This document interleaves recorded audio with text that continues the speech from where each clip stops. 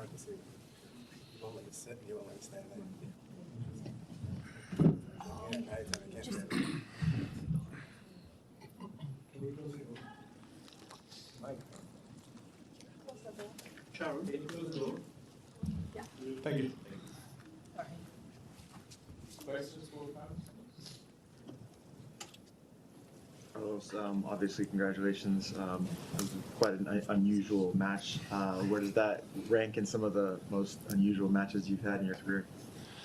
For sure, the most unusual match that I've ever played in my career. I've never experienced something like that. I've never seen something like that. So I think I will remember that match because of that. I think everybody will remember this situation, and we found it as a funny thing. That's for sure. Carlos, can you tell us exactly what happened? I believe you were stung on the forehead. Yeah, well, yeah, I won the first point of the third game of the match, and I was ready to serve to the next point, and I saw some bees around, but I thought it was just a few of them, just not too many, but you know, I saw the sky and it was thousand flying, stuck in my head. Going to me, it was crazy, and yeah, one of them it was hitting on me, but yeah, and you know, I tried to stay away from them, but it was impossible. As I said, stuck in my head, so I was running out. I'm a little bit afraid of them, so I had to stay safe, and yeah, I was running everywhere and not thinking about the bees anymore. Carlos, you before you started playing again, you said you were afraid of them. You seemed like you were really scared when you were talking to the supervisor, and you said, I see the bee when I see the ball. And then you went back and you started playing, and you played great. What happened there? Like, how did you put the bees out of your mind? What did you do in order to start playing some of the best tennis since you've been here, I think? Well, yeah, when we stepped on the court, there were a few bees in the corner that it was bother us, and we couldn't start playing again. And yeah, when we decided to warm up a little bit and see how it goes, yeah, I just hit some ball and see some bees around me, so I couldn't stay my focus, you know, on the ball. I was focused on the bees and try to stay away from them. So that's why we stopped it a few more times before the matches began again.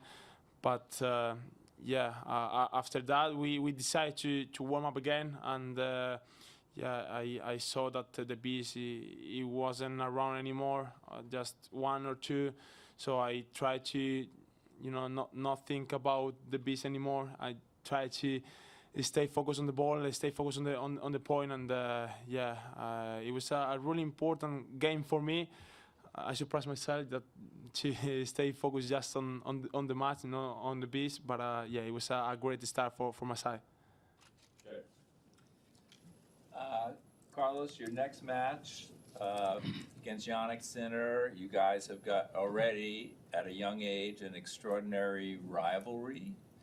Could you talk about that a little bit? How, what it means to you, and how you've adjusted and made changes in order to play him and play him better? Well, honestly, I don't know how I'm gonna approach the game, how I'm gonna approach the match. He's the best tennis player in the world right now, without a doubt. I mean, I hear some declarations from Tommy Paul that it was funny for me that he's absolutely naked right now. He's playing naked, so I mean he's playing unbelievable. Not loses this year. I really enjoy watching him play. So it's gonna be a really really difficult match. It's gonna be a big challenge for me, and see what is my level, you know, facing him. I think the last 2 matches that I've played against him, I lost. So I have to adjust a little bit my game, and let's see how it's gonna be. But for sure, it's gonna be the most difficult match that I'm gonna play this year. Carlos, you're the kind of player who has a big impact on the audience. Sometimes they cheer, sometimes they even laugh, sometimes they scream. How much energy do you get from those different emotions as you're playing the match? Well, it's crazy. For me, it's great to have such a great energy from the crowd. You know, as you said, different emotions, screaming my name, then laughing, or don't believe it, what happening in the game. So for me, it's great. As I said many times, my best level so up when I'm smiling, when I'm you know, sometimes stay away from 100% focus on the match, probably watching some of the crowd, you know, dancing or showing some funny faces or funny things that help me a lot to, you know, putting a smile on my face and enjoying my time on the court. So having those different emotions from the crowd is really helpful for me, and, you know, funny as well.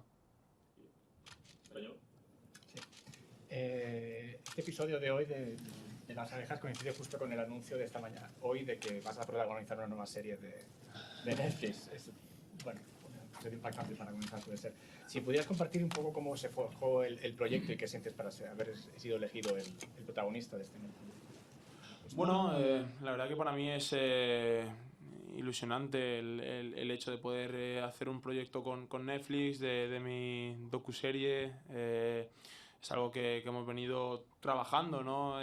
Un tiempo para ver cómo se forjaba, pero bueno, muy contento, tanto yo como mi familia, como mi equipo, de que al final este proyecto haya salido adelante, de que se haya dado a conocer, y bueno, va a ser un año ilusionante, un año donde vamos a mostrar no solo mi parte profesional, la de ser tenista, sino también un poco la personal, ¿no? Que yo creo que también es muy bonito de contar, de que la gente conozca un poquito mi persona, y obviamente, bueno, todos vamos a disfrutar, tanto mi equipo, mi familia y yo, de hacer esta docuserie, y yo creo que la gente también va a disfrutar de conocerme un poquito mejor.